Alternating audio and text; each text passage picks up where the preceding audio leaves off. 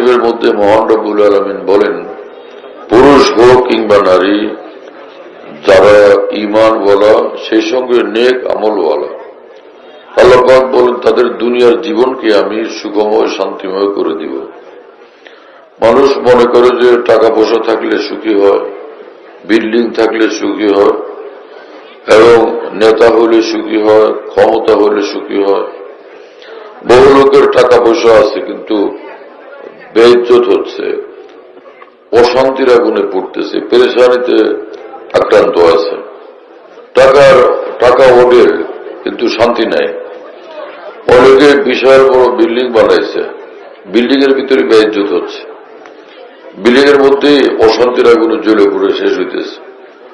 আবার কেউ বড় নেতা হয়েও বিপদের মধ্যে পড়ে আছে, কারো অনেক ক্ষমতা থাকা সত্ত্বেও সে বড় বিপদের মধ্যে আছে। এসব জিনিস কাউকে সুখ শান্তি দেয় না, এর দ্বারা সম্মান নসিব হয় না। শান্তির জিনিস হল আলা বিযিকরিল্লাহি তাতমাইন্নুল কুলুব। আল্লাহ পাক কোরআনে কারীমে বলেন, যারা আল্লাহকে স্মরণ করে, আল্লাহকে ভালোবাসে, আল্লাহর জিকির করে, আল্লাহকে ইয়াদ রাখে, তারা শান্তিতে থাকে। শান্তি আল্লাহর নামে, শান্তি ঈমানে, শান্তি নেক আমলের, শান্তি সিজদার মধ্যে, শান্তি নামাজের মধ্যে, শান্তি সুন্নত তরিকার মধ্যে, শান্তি আল্লাহকে ডাকার মধ্যে, শান্তি আল্লাহর জন্য চোখের পানি ফেলার মধ্যে। শান্তি শান্তি, আরামই আরাম। সুখ শান্তি দোনো জাহানে আল্লাহ দান করেন যদি মানুষ ঈমান বলা হয়, নেক আমল বলা হয়। আল্লাহ আমাদেরকে সেই পথে চলার তৌফিক দান করেন।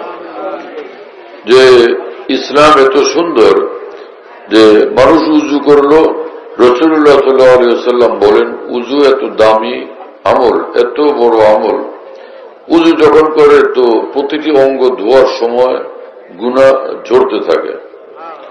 চেহারা ধুইলে গুনাহ ঝরে যায়, চেহারার গুনাহ ঝরে যায়।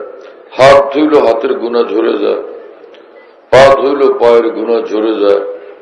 মাথা মশা করলো, কান মশা করলো, মাথা এবং কানের গুনাহ ঝরে যায়।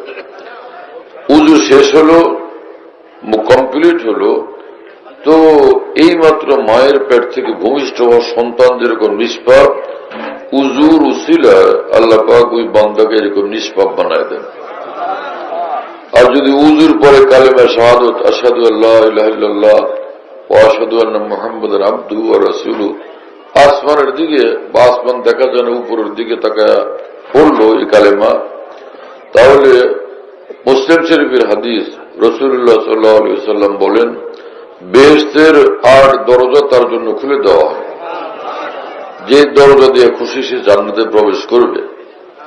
আমল করলেই কাজ হয়, আমল से जिंदगी बनती है, जन्नत भी जहन्नम भी, ये खाक अपनी फितरत में न नारी है न नूर।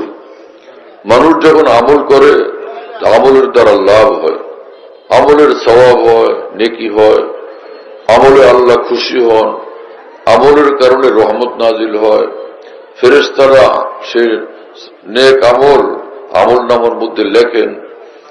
আবার সে আমলের কারণে অন্তর নূর পয়দা হয় এবং অন্তরে শান্তি আসে। আবার এই নেক আমলের উসিলাতে এই ঈমানওয়ালা বান্দারা জান্নাতে যাবে, অনন্তকাল জান্নাতের মধ্যে থাকবে এবং জান্নাতের মধ্যে মেহমান হিসাবে থাকবে। মেহমান আসলে বাড়ির মধ্যে 3 দিন 4 দিন 5 দিন মানুষ মেহমানদারি করে, এরপরে তো আর কাউকে মেহমান মনে করা হয় না। কিন্তু আল্লাহ পাক কোরআন শরীফে বলছেন, নুজুলাম মিন গফুরির রহিম, যে আল্লাহ পাক তোমাদেরকে মাফ করে দিয়া জান্নাত দান করবেন। সে জান্নাতের মধ্যে অনন্তকাল তোমরা আল্লাহর সম্মানিত মেহমান হিসাবে থাকবে, মেহমানের মর্যাদা নিয়ে থাকবে। আমার ভাই, ঈমানের রাস্তা, ইসলামের রাস্তা, আমলের রাস্তা যেমন শান্তির তেমনই সম্মানের। হযরত ওমর রাদিয়াল্লাহু তাআলা আনহু, ইসলামী জগতের যিনি দ্বিতীয় খলিফা, হযরত ওমর রাদিয়াল্লাহু তাআলা আনহু, তিনি বলতেন যে আমাদের মুসলমানদের এটা মনে রাখা উচিত যে নাহনু কওমুন আ'আজ্জানাল্লাহু বিল ইসলাম, আমরা সেই জাতি যাদেরকে আল্লাহ পাক সম্মানিত করছেন, সম্মানের উচ্চ আসন দান করছেন ইসলামের দ্বারা। যখন আরবের লোকেরা কাফের মুশরিক ছিল, ঝগড়া বিবাদ, মারামারি, কাটাকাটি, খুনাখুনির মধ্যে, নিচুতার মধ্যে, নিচু চরিত্রের মধ্যে, বড় বড় আচরণের মধ্যে ডুবেছিল। কিন্তু যখন লা ইলাহা ইল্লাল্লাহ পড়ল, লা ইলাহা ইল্লাল্লাহ মুহাম্মাদুর রাসূলুল্লাহ, আশহাদু আল্লা ইলাহা ইল্লাল্লাহ ওয়া আশহাদু আন্না মুহাম্মাদান আবদুহু ওয়া রাসূলুহু, কালেমা পড়ল, মুসলমান হলো, অতীত জীবনের সমস্ত গুনাহ এক মুহূর্তে আল্লাহ মাফ করে দিলেন। রাসূলুল্লাহ সাল্লাল্লাহু আলাইহি ওয়াসাল্লাম বলছেন, ইন্নাল ইসলাম ইয়াহদি মা কানা ক্বাবলাহু, অমুসলিম যখন ইসলাম গ্রহণ করে সাথে সাথে পিছনের জিন্দেগির সব গুনাহ, লাখ কোটি গুনাহ এক মুহূর্তে আল্লাহ তাআলা মাফ করে দেন। ওয়া ইন্নাল হজ্জা ইয়াহদি মা কানা ক্বাবলাহু, মানুষ যদি আল্লাহর সন্তুষ্টির জন্য সুন্নত মোতাবেক হজ আদায় করে, হজ করলেও তো পিছনের জিন্দেগির সব গুনাহ আল্লাহ তাআলা মাফ করে দেন।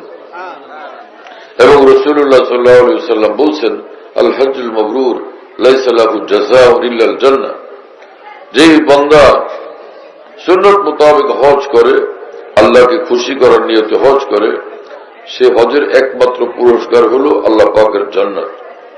আল্লাহ আমাদেরকে হজ করার তৌফিক দেন এবং আল্লাহ পাক আমাদের জন্য জান্নাত মঞ্জুর করেন।